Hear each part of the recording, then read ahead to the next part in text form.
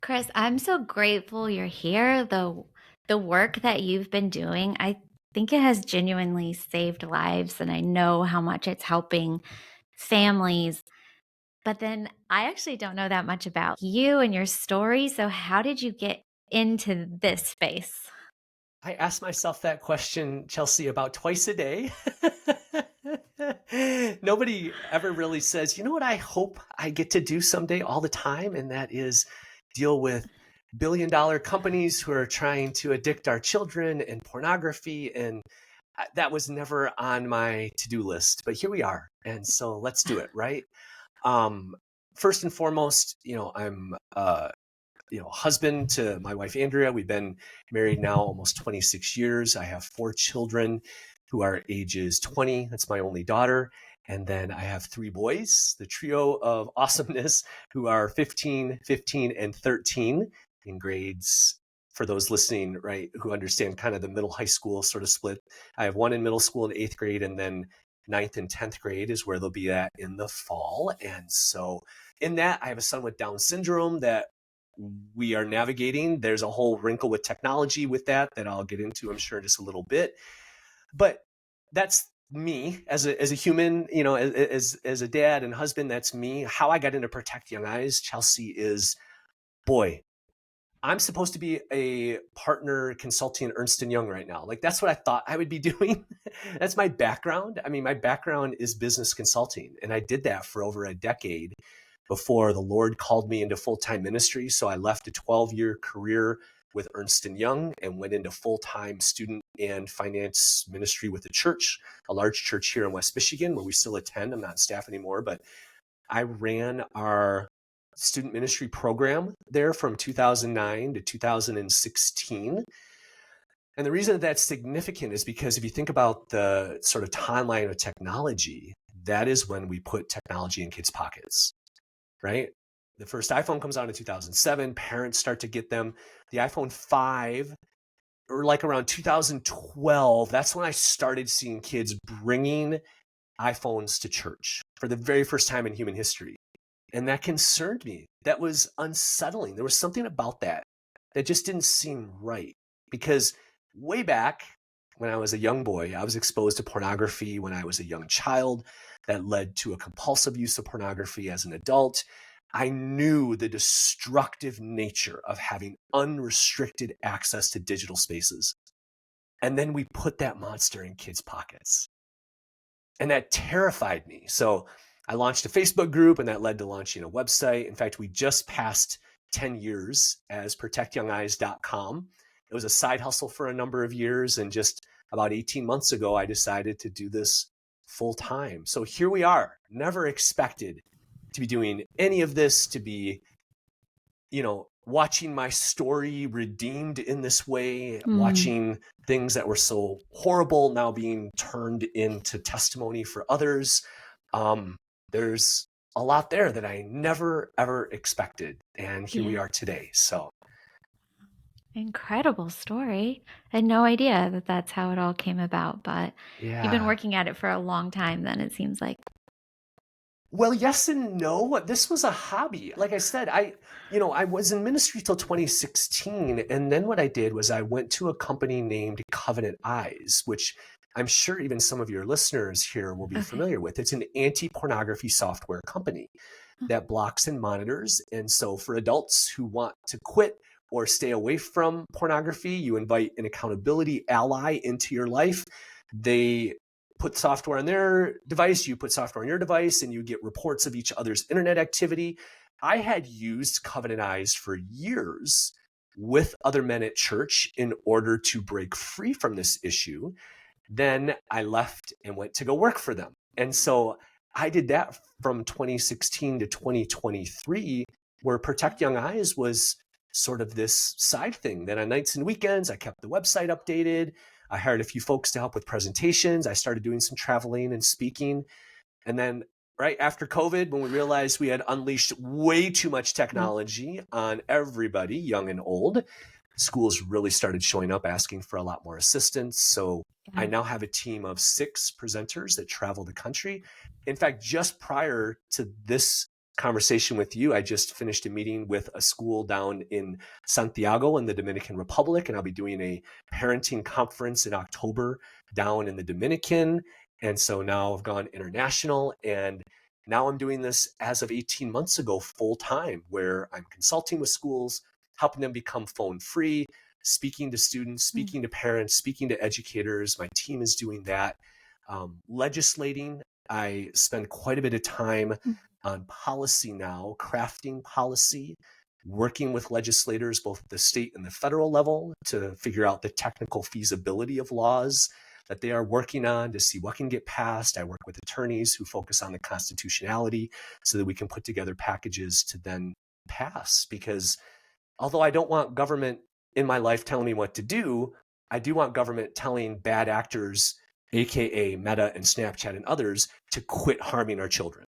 Yeah. And so those are the types of laws that we work on. So that kind of gives you the whole rest of the story in terms of, it looks like we maybe have been doing this for quite a while, but in terms of me jumping in with both feet and saying, all right, God, you sure?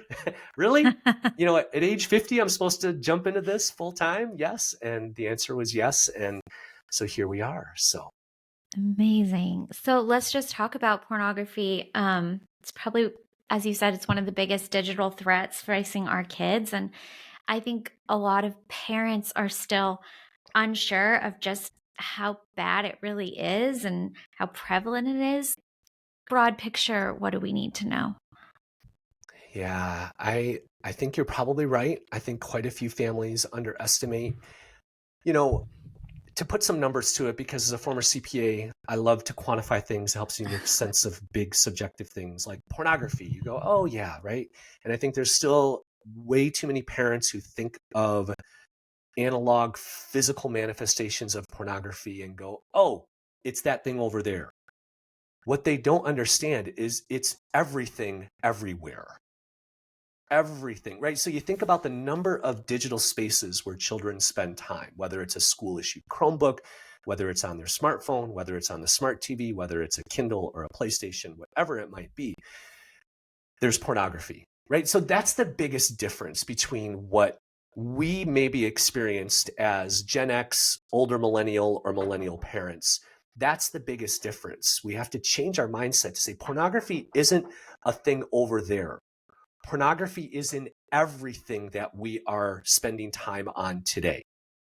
Anything that has a square or rectangle screen that we are looking at, even the Alexa that we may be speaking to order things, has access to the same things that you think are in a magazine over there, right? So I think that's the mindset that we have to shift. And so with that mindset, then I think it should call us to take evasive action to do whatever we can to wrap our children in layers of protection. Getting back to some numbers. So there was a study that was done, and it's old now, but I still think it's impactful, back in 2019, that estimated that approximately 25% of the video content on the internet is explicit. Now, 25% doesn't seem like much. Like, oh, I'm only 25% of something, that's not even that great. Maybe you think of free throws, or that's a bad percent. But you think about, I always try to put things in an analog example to make a digital situation make more sense, right? So imagine every day back in the 1980s, when I was a child, my parents had a coffee table, and there were 4 magazines on that coffee table, new ones every single morning. One of them was pornographic, and 3 of them weren't, randomly, every single day. And my parents just hoped that throughout the day, I didn't pick up the porn. That's what it means to hand a child anything that is unmonitored or unfiltered, that is connected to the internet today, right? So I think that kind of just helps start to create some of that urgency around the pervasiveness or the quantity. There are terabytes and terabytes and terabytes of pornographic content on the internet. If you were to add it all up and try to watch it all 24 hours a day, 7 days a week, every second of every moment, it would take you over 100 years to watch the porn that exists out there, right? So to say that technology is pornographic isn't that big of a stretch. And that's what's difficult as a parent today. The distance that existed between my childhood and things that could do egregious harm to me had some space. There was some distance. It was either physical distance, relational distance. I had to go somewhere. I had to create an elaborate plan if I was going to get to something. This is what growing up in the 80s and the 90s was like. And none of those distances exist anymore. None of it. It's all been pressed together. Childhood constantly sits toe to toe with traumatizing information.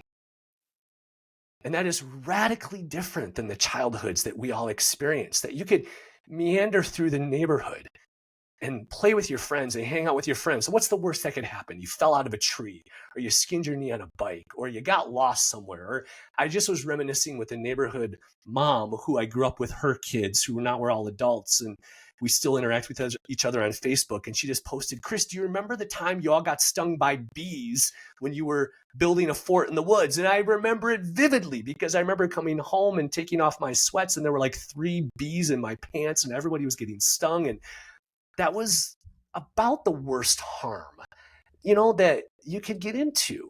And you compare that. And that's why when we say, well, just make your kids play outside. You mean, really? Because that neighborhood kid whose mom isn't monitoring his iPhone, who's now hanging out with my kid, I love that they're outside, but that there's a chance my kid could see Pornhub while playing outside because Pornhub is in the pocket of his friend. That wasn't even possible when I was growing up, right? So I'm meandering a little bit all over the place and just trying to put some context and color and illustrations to some things, not to freak people out, not to put us in a position of fear, not to paralyze us, but to motivate us to search for resources, to do things day in and day out that protect our kids online. Because I tell parents this all the time, Chelsea, and then I'll pause because I know I can kind of get going. Parents who say, well, it's just too much, it's too overwhelming. I look at them with as much love as I can and say, I'm sorry, this is just part of the job today. Yeah. The alternative are the things that I've talked about. If you are going to choose to have a child today, whether you choose to or not, if you're going to have a child in your house today, what just comes with it is a responsibility as the adult in the house to do whatever you can to wrap layers of digital protection around your children today. That's just part of the parenting gig. That's just what it takes. So we need to have these conversations so the parents know how to do that. Absolutely. So before we kind of go into that, like what we can do and doing that protection, let's talk about how it is impacting the brain for these children who are getting exposed. So the developing brain, there are really 2, really significant periods of when the brain is most shapeable. I mean, the human brain is the most amazing, as we say in our presentations, it's the most amazing machine in the universe. Still, we don't understand a whole lot about it. And we are able as humans to adapt throughout our entire life. But as we get older, Chelsea, your brain and my brain, especially mine because I'm getting old here, becomes more ceramic, meaning less shapeable, a little more hardened, right? There are neurological paths that are a lot harder to undo the older that you get. But that's not true when you're young, and especially during, I'll call it the first 1,000 days of life and adolescence. Those are the 2 most shapeable periods in a human being's, developmental, birth to death. Those are the times. So you want to do whatever you can to prevent harm and to connect human to human connection with your children during the first 1,000 days of life. And then during, that adolescent period where the brain goes through a massive rewiring process. And so the significance of pornography when it intersects, especially with that second phase that I'm talking about, is you're essentially inserting into the time when you're wiring your brain content that causes it to be wired in harmful ways. So imagine if you are an electrician and you are in charge of, say, wiring a house and setting it up a certain way. And in the moment when all the walls are open and you have all the wires to do whatever you want to do, that is the exact moment that somebody comes in and inserts wire that doesn't work, or inserts wire that's going to short out in 5 years, like right in that exact moment, that one window of time.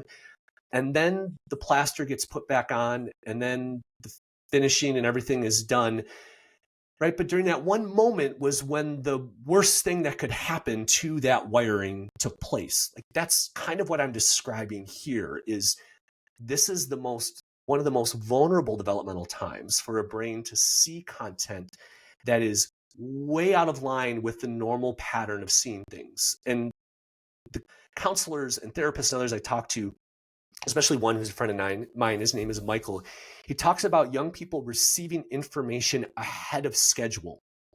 So we, maturity-wise and developmentally, as adults teach us things, or as we learn things about the world, if you could think of your brain sort of like a bunch of file folders in a drawer, right? We create files of things that we're taught. So now I have a file related to this topic because I've been taught this, or I have right? And so I then, throughout other periods of life, I know sort of where to put things. Oh, that's kind of like this. I'll put that in that neurological file. I know what that means. When a young child is exposed to pornography, they don't know where to put that. So it does things to the brain. It causes them to be curious in ways that are unhealthy. It causes them, through certain neurons that are in their brain, to want to do things with the porn that they've seen to other children, because they like to do things that they learn. In normal ways, we love that about kids. We love that kids, right, when they're going through these developmental, especially kind of that 6, 7, 8, 9, 10, they do the things that they see, right? Gross motor. We want them to be doing things. But the problem with pornography is when young brains see pornography, they want to do pornography. And so you see, over the past decade, massive increases in the reported incidence of child-on-child sexual abuse. This never used to be an issue to the extent that it is today. Why? Because you have young brains that are exposed to pornography, good kids who are just doing the things that they see. And this comes up all the time in conversation. I was the keynote speaker at a large Catholic leaders conference 2-3 years ago now, Chelsea. And I had just done my keynote talk and covered a bunch of topics, social media, about pornography being one of them. And within 20 minutes of my presentation, I had 2 different principals come up to my booth and tell me the exact same story from different parts of the country. These were principals that had just recently expelled boys who coincidentally were both in the 4th grade, and they expelled them for the exact same reason. It's because both of them were inappropriately touching their teachers. And what they discovered after more investigation and bringing the family and the parents into this, which obviously everybody was brokenhearted about this, what the families discovered is that both of these young boys had discovered a way, through an unfiltered device, getting back to that 25% illustration, they were watching porn at home. Because when young 4th grade brains, boy or girl, see porn, to them, they were being taught what to do next. And they didn't necessarily have anything that told them that was naughty. No one had sat down and even thought that they had to tell a 4th grade boy, you know what? You're not allowed to touch or do.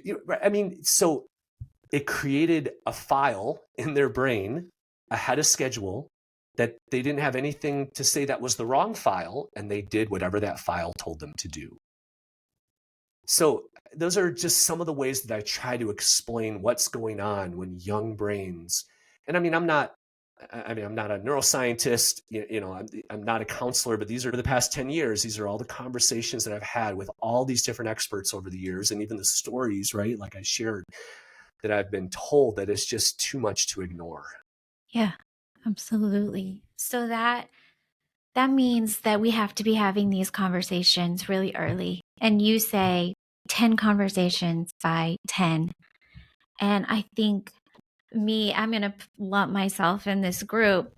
I think there's two frames of mind with this. One, you're like, I don't know what I'm supposed to say. This conversation feels hard, and so maybe I'll just avoid that. And the other one Yeah, is you think they're too young, and I don't want to put this into their heads, but that's right. that's not the right approach either. So talk to us about preparing. Well, I want to honor especially the second one for just a minute, because I don't want to just dismiss it and say that all kids are ready to hear the word pornography at the right age. You know, I'm going to guess that there's a lot of moms who listen to this conversation. Am I right in that assumption? Okay. So there's a few things that I've learned in being married 25, almost 26 years. I'm still slow in some ways, but there's one thing that has been abundantly clear to me, and that is you almost always listen to the mama's gut, right? Mama knows her kids. Mama knows what's best, kind of where they are developmentally, what they're ready for, what they're not ready for. You always go with what mama thinks. And so, you know, your child, whatever I'm about to say next, I don't want any part of it to be taken as overriding what you think is true about your child, right? So I just want to put that out there and say, when I say 10 before 10, you got to understand that's coming from kind of an accountant brain who likes to number things, who likes to quantify things, who just wanted to put something out there that would become a guide and not a rule. Not if I don't get to 10, oh no, I've set my kid up to be a porn addict someday. That's not it. It's just that the risk is almost always we're not going to do it. And not that we're going to get it right too often. So I put that out there just as a way to kind of motivate us toward a mindset of, you know what? Based on what I know about my kid, it'd be almost impossible for me to have too many preparatory kind of conversations in an age appropriate way with my kid. That's the mindset that I want to create with that kind of statement, not one of a checklist that has to be done a certain way. Because what I also know is, due to the size of a mom's heart, nobody listening to this needs more guilt or more to-dos on your mama list, right? Yeah. That's not any of this. It's just more, hey, I think we completely underestimate the power that really little things that we're already doing with just a little tweak can have in the lives of our kids.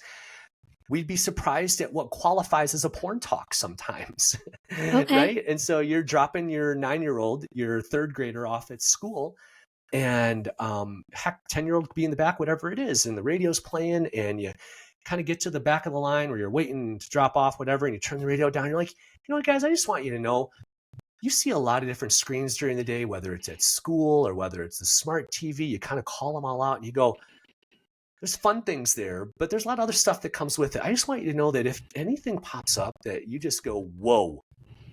And you know what I mean, right? Whoa. And I'm kind of role playing here. You don't need to say the word. You don't need to get explicit. You can just kind of look at them and go, when I say you see something that makes you go, whoa, do you guys kind of know what I'm talking about? And they go, yeah. Most of them will go, yeah, I do. And then you continue on and say, I just want you to know, I'll never be mad when you tell me, and you can always tell me. And you turn the radio up and you keep driving. Okay. Like that's doable. That's a porn talk, right? You never said the word. You probably aren't too far outside your comfort zone, but you've opened a door of digital trust that gives you a little bit of a sense as to, well, how did they respond to that? And maybe you build on that a little bit with one of them in a more one-on-one kind of situation where you can read them a little bit better. And maybe you just sense that they're ready for kind of the next more mature version of that. And you build on that. Those are all ways to sort of mentally be going, yeah, 10 before I'm not saying pornography to my kid 10 times. Okay. I'm not having to create a PowerPoint presentation and they sit down and they clap when I'm done. And those are all the things that the enemy wants us to believe about that kind of statement so that we do nothing. Yeah. Whereas I want to say, no, do the things. You're already doing a lot of the things that just with a little bit of an addition here, a tweak here, look at the opportunities you have, car time, meal time, bedtime, together time, taking them to practice time. Those are all windows. You already have those opportunities. Maybe you just repurpose them for some of these kinds of things and Yeah. drip it in there, little bits. Does that help? Yeah, that helps a ton. That was very much more manageable. I can do I know. that. That's why I have to translate the male brain CPA version of that into what is my intention with saying it. It's Yeah. just it's to get something out there that is quickly understood, but then here's the how. And Yeah. I hope that that's helpful. So Very helpful. good. Okay, so let's move to, for me, this is like your most terrifying subject, and that's sextortion.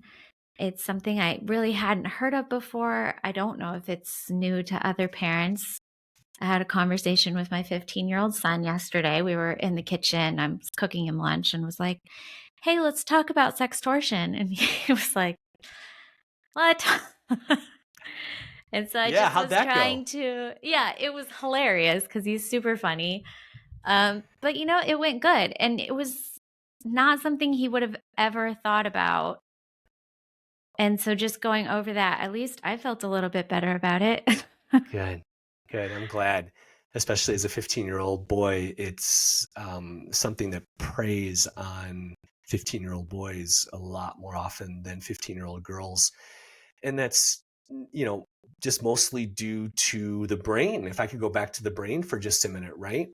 There's a massive rush of anticipatory dopamine that gets released when a young, and I'll just use male, I'm not excluding or discriminating anyway, but I'll say when a young male brain thinks about the prospect of something nude, exciting, or novel entering my world, that releases a ton of anticipatory dopamine, which motivates and focuses me on the next thing. And what it does, because if you want to go kind of way back in us in terms of humans, I mean, that dopamine reward cycle was intended to focus us in on things that help us survive, whether it's food or intimacy or whatever it is. Well, now that's been hijacked in these very quick technological ways. And so when that middle part of the brain, the limbic system, is calling all the shots, it cuts off thinking to the frontal cortex of the brain, the logic and the reason center, so you can focus on this thing that's supposed to be helpful for me right now. So that's the neurological side of this that is totally underestimated by parents, is that really good kids who know better in that moment are not thinking clearly. And that's not their fault. And so to call that out and to say to them, listen, never respond to anything. Always wait, count to 5, count to 10. Let your brain get back to the logic. Let your brain get out of the focused, sort of narrow-minded thinking that a dopamine excitement puts you in, and get back to, wait a minute, I'm about to send a nude photo of myself to someone who I don't know. That is a horrible idea. Right? So you can see how sextortion, the whole issue, can easily weaponize what is actually amazing curiosity. I love the spontaneity and the curiosity and the do anything, anytime, as fast as I can, as high as I can, as hard as I can. That's the mindset of a teenager, right? They live in the limbic system like for 5 years. And we love that about them and their spontaneity and the way they just run after things with reckless abandon. We're almost kind of jealous of it, I think, as adults sometimes. We're like, gosh, I really wish I could be a little more irresponsible right now. That'd be a lot of fun. But you can see how that can be so easily weaponized with these kinds of digital choices that become irrevocable, right? I mean, sextortion is a complete darkening of what is supposed to be a time in life when you are supposed to make mistakes. Yeah. Like being a teenager is intended to let you make mistakes so you can figure out how not to make them later. How you can stumble and bumble through some things and have an awkward conversation with that first girlfriend or that first boyfriend and you're figuring things out. And Sextortion is one of these irrevocable mistakes that once it's out there, it can't really ever be taken back. And that's, Mm, again, trying to draw the differences between their childhood and our childhood. Most of our mistakes were not immortalized. right. There was a note that shouldn't have been written, fine, rip it up, throw it in the trash. There was a picture that shouldn't have been taken, fine, get rid of the negatives.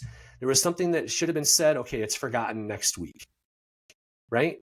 If there's a Hmm. bully that's bothering me, as soon as I get off the bus and I'm home, I'm okay now. They couldn't follow me Yeah. into my bedroom on an iPhone, right? So I'm just broader than sextortion, but sextortion definitely, especially with AI, because now it doesn't even really have to be another person promising anything. I mean, you can Google and see the schemes and the devices and the screens that are set up by many of these sextortionists that are out there. And many of them live in very specific countries in Western Africa who have figured out that teen American boys are very vulnerable. Then you would appreciate the um, intensity and the very calculated way in which they are targeting our young men. Like this is Yeah. a business to them. It's not personal. It's just a business. If a kid dies along the way, that's Mm, business. If a young boy commits suicide along the way, there's actually maybe even a reward for me because that happened. This is the twisted other side of the screen part of this. So do every single mama who is going to be cooking lunch for her 15-year-old son need to have a conversation about sextortion? You better believe it. mm. You better believe it. So good job. As awkward as it might have been, good job. When I was scrolling through your site and your Instagram to learn more, one of the things I came across was deep fakes. You were talking about that. I'd never heard of it. I still don't know what it is. Is that something I Yeah. need to be aware of? Well, so there's this from even when that post was written, I'm sure that a lot of your listeners would say, yeah, I've heard of artificial intelligence, but artificial intelligence, still by most parents, is completely not understood. I think we think about, oh, yeah, that's Chat GPT. Well, Yeah. yes, there's a thing that I can type questions into and it will answer them for me and it will do work for me. And that's great. That is a manifestation of artificial intelligence. Other manifestations of that is I can take a photo of somebody. You could take a screenshot of me right now. And there are apps that you could download from the Apple App Store or Google Play that use algorithms, machine learning, the same that sits behind ChatGPT to spit out intelligent answers. And it will take that photo and it will turn me into pornography. It will turn me into something from that screenshot, whatever you want. It can turn me into video, it can turn me into still images, whatever you want. You could find an app that uses AI to turn it into that. So that is a deep fake of me, and they are overriding the internet. So Chelsea, I'll introduce another term here to your audience. We are Okay. rapidly moving toward an internet, if I could put that in quotes, that is synthetic instead of authentic. Cool. Meaning we will, in not that many years out, have an internet that is full of content that is all artificially generated. The blog posts will all be created by ChatGPT. The images will all be created with AI. It'll be a synthetic internet that wasn't designed in Canva by you or me, that wasn't typed up long form in Google Docs before we posted it on our website by me and you kind of stuff. This is really what artificial intelligence is. It's companion bots who, if I'm a lonely teenager who has been mistreated by friends, who doesn't have any friends, who's a bit of a loner, that I can go to Replica or I can go to Character AI and I can create a companion bot with a name and a personality. I can set this bot up to periodically send me text messages on my cell phone as if they were my friend. There are even some that you can set up to call you to have a conversation. You can do this sexually where they will then send like a girlfriend a fake girlfriend nude images of themselves that are artificially generated so that you can have an entire relationship, again in quotes, with an artificially created entity that is all artificial intelligence. And what's so sinister about that, I won't say more or less than sextortion because they're all, horrible for our kids in one way or another. But you know what? For a lonely teenager, if you or I were lonely, we would have done that too. Because there's a friend of mine, Dr. James Winston, who I've traveled with, done some things with. He says the need to connect in the life of a teenager is as strong of a need as hunger. Like during these developmental years, this second phase of development I'm talking about, it is all about connection with others. They deeply are looking for an answer to the one question, am I loved? Like they're not going to tell us that. They're not looking at you. Your sons aren't looking at you and going, Mom, am I loved? Right? They're not. That's a weird thing. Boys are, right. But inside, in their heart, in their soul, during this time of development, they are all asking that question of, do the people, the other humans around me, do they notice me and am I loved?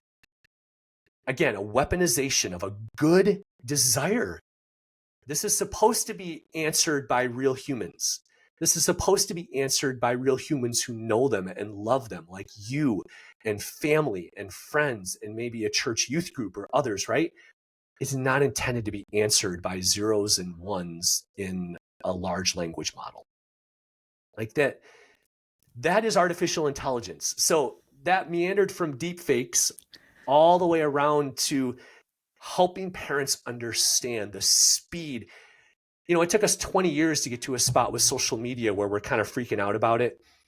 We're like 2 years into what took 20 years for social media to get to. And in another year, Chelsea, I'm a little bit terrified as to where we're going to be. If we don't quickly rein in through regulation and a framework, artificial intelligence, then I think we're going to have a problem. Our children are going to be the ones that suffer from it first when it comes to these kinds of issues, whether it's technology or social media or pornography, whatever it is. And it's going to be no different with this. Our kids are already, I think, at risk. So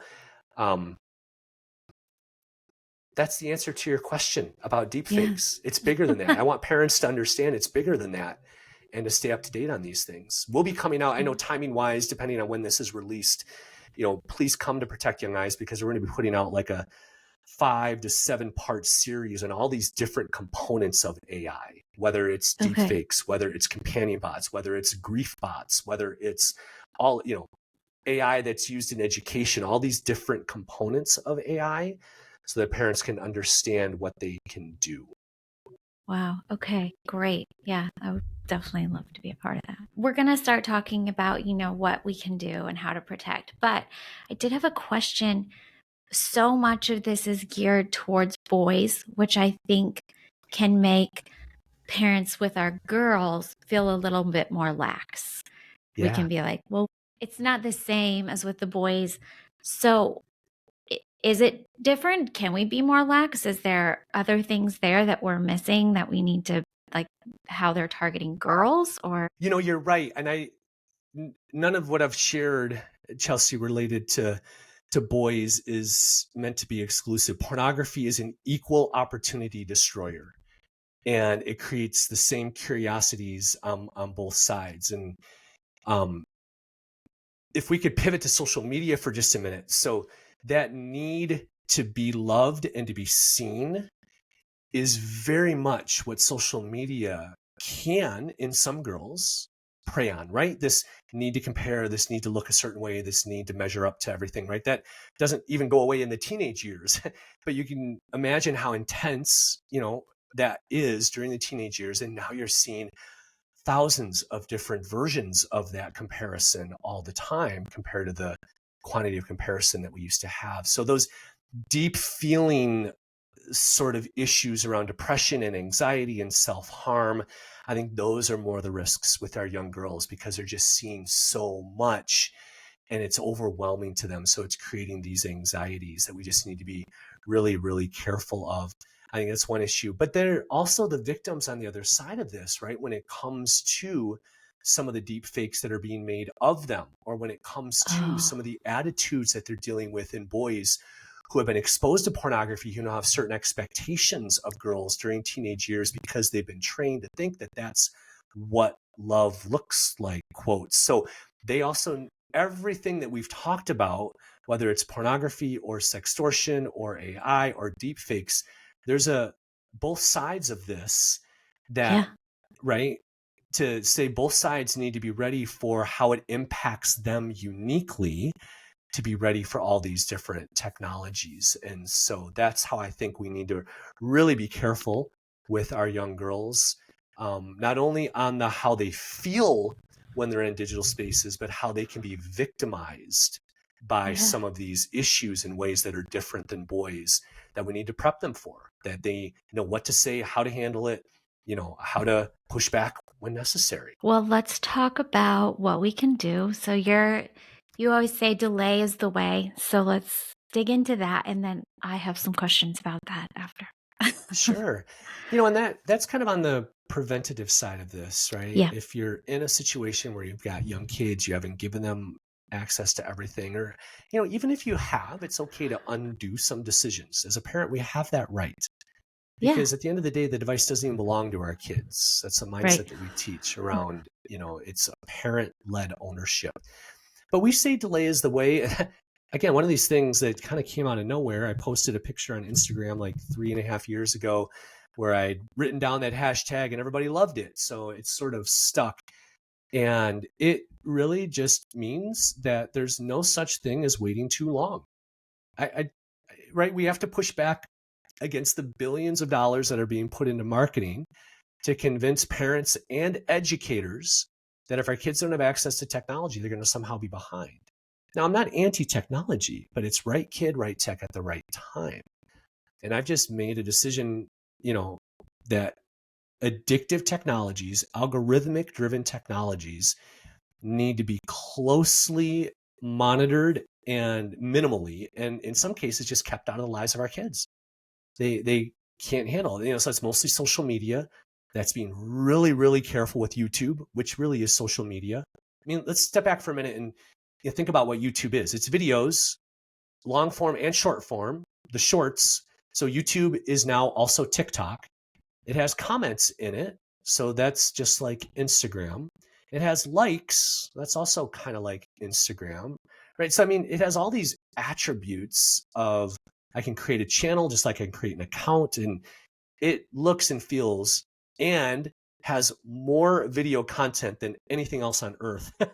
I mean, there's so much. So I just put that as a little pin for parents who I think also completely underestimate the influence that YouTube has over children. And we need to be really, really careful with what we allow them to consume on YouTube, because YouTube is a bit of a shouldn't be here, how did I get here sort of trail all the time through the next suggested video. I never would have chosen the video I'm at right now, but 10 little decisions along the way I got there.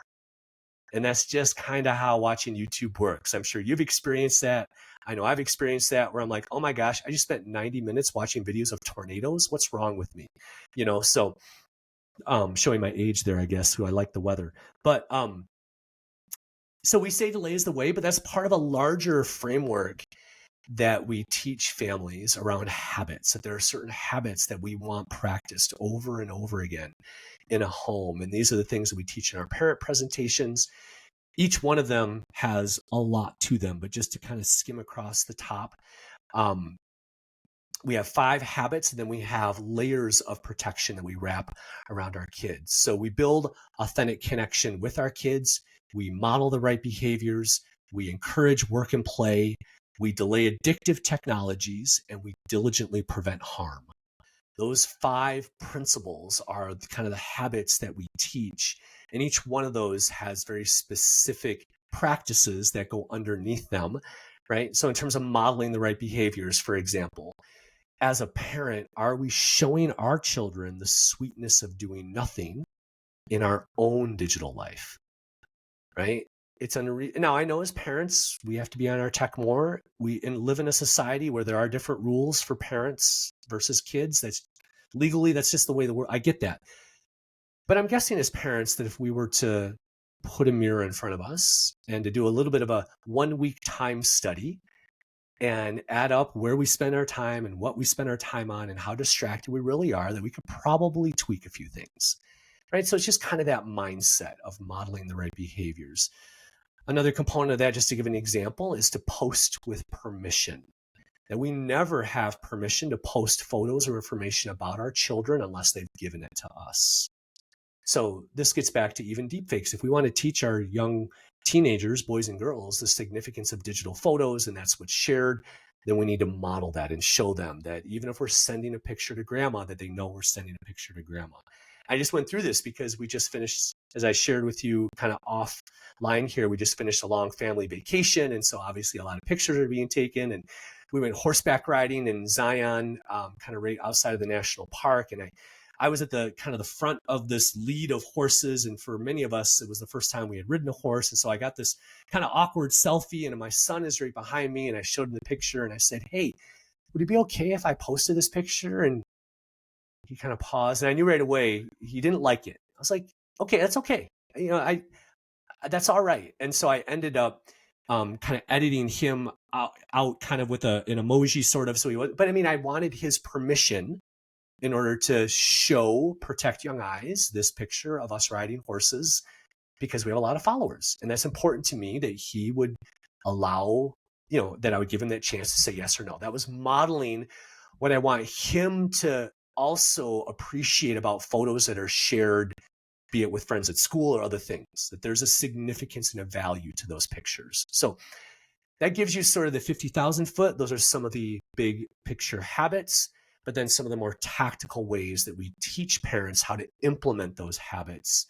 That's what schools and churches and nonprofits bring us in to do, 60, 90, 2-hour conversations, be it evenings and so forth, with parents to walk through in detail how to create a tech-ready home. Okay. So one of the questions I have is, like, I can do these things, right? If you're committed to it, you can do these things, you can implement these things. And I try to reiterate, especially with my teens, I'm not trying to control you. We're trying to keep you safe. Yeah. But I don't understand how this will flip, right? One's here for another 2 years, one leaves next month. And then what? How is it transitioning to them being on their own from me controlling everything? Does that make sense? It does. I get that question a lot. So, Chris, they're graduating. Now what do I do, right? Should I still Yeah. monitor their phone and all these things? And I think there's some nuance, kid to kid, family to family. The first thing I would say, though, Chelsea, is so if I were to take all the tips and ideas and things that we share, I could put them into two big buckets. There are things that we share that are very technical, how to set things up, how to monitor, how to control. Those are technical solutions. There's also a whole bucket of things that are relational solutions, right? You can almost put everything we say into one of those two buckets. It's either technical or it's relational. Now, the younger the child, if you think of like a scale here, the more we depend on technical solutions. Why? Because I don't want to have a conversation about porn after my 5-year-old has seen it. I just don't want them to see it. They don't need to see it at all. So the technical solutions, the blocking and the filtering and the prevention, and they don't get access to any of these things. That's what I'm depending on. But as they get older, so if you could think of the technical side, I'm holding one hand up for those who are listening to this, and the relational side is down. But then like two sides of a scale, as they get older, that starts to shift. And over time, and developmentally, kids are different. So the shift isn't going to happen the same with every kid. It's not going to be the same balance or happen with the same amount of speed.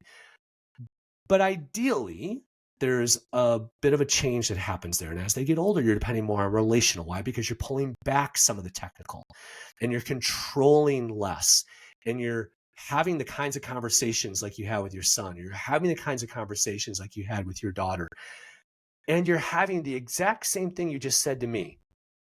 You're saying those things to your kid. Because one of the principles that we teach is tell your children, your older children, all the things that you're afraid of. Right? So you started off the question by saying to me, Chris, one's leaving in a month. Like, what do I do? I'm not sure. How much should I control? Should I still be involved? What's the appropriate amount? I would love for you and others to have that exact same conversation with the one who's leaving in a month and let him or her know that I'm afraid of letting go. I don't know what this looks like in a month. I don't know if I should still control your device. Do you want me to control your device? I mean, you're kind of an adult now, even though my mama heart wants to, because I don't care if you're 8, 18, or 80. I don't want anything to hurt you, but I know that that's not healthy for you. Like, the things that you just asked me and the way that you phrased it, which were kind of your fears around letting go, are the exact same fears that I want to be expressed to a child in an authentic digital trust building conversation. And that's leveraging more of that relational side of things, because you're not sure of what the technical looks like anymore. You're not sure of how often you should ask, have you seen porn? Like, you're not sure. And you can even kind of have some funny conversations about, I mean, to look at, a child who's graduating and going, I don't know, when you go to college, do I still get to ask you if you've seen anything inappropriate? Ha ha ha. And these are the kinds of conversations that I think we can have with our kids, instead of letting fear sort of dictate the way we feel and cause us to sort of freeze and not be sure. I want that fear to turn into action by just saying it, because I think we parent differently after we've said it. And I think they respond to us differently as parents when we say it, because we've just been honest with them about what we're not sure about. Does that make Yeah, sense? it does. Yeah. Yeah. I love that. Every situation is different, right? Not all 18-year-olds Yeah. are the same. And some 20-year-olds should not have a smartphone. But I'm just Right. saying that look for those, take that principle and apply it however it works best in your situation. Great. Let's see. We're gonna have to wrap up, even though I have a million more questions for you. So We'll just have to two do a part things. 2. Yeah. I know, exactly.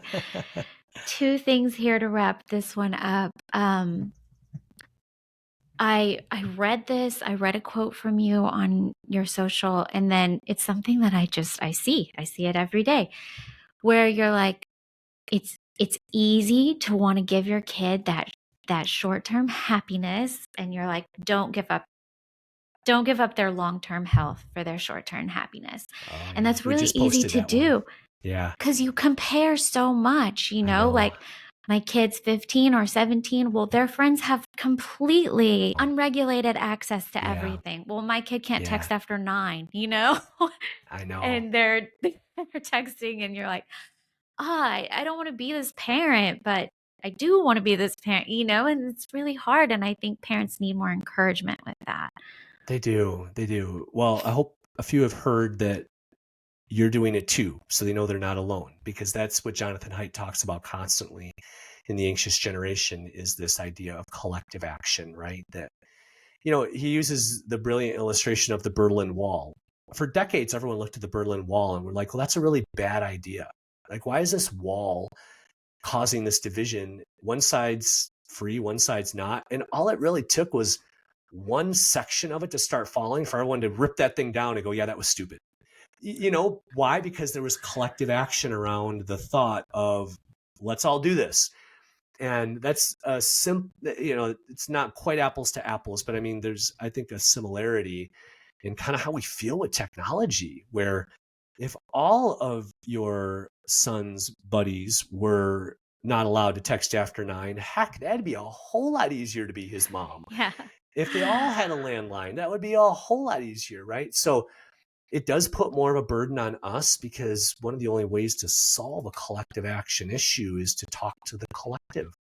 So what does that mean? We have to seek out all those parents of all those kids and come to some agreements on what is and isn't okay. And can we try some things? Can we do some more analog things? Could we all get a landline? There was just this story in the Atlantic magazine where this mom out in Maine, her daughter's friends were all starting to get phones, and she was like, no. And so she kind of pulled all the moms together, and now there's this group of like 10 or 20 families who have all installed corded landlines.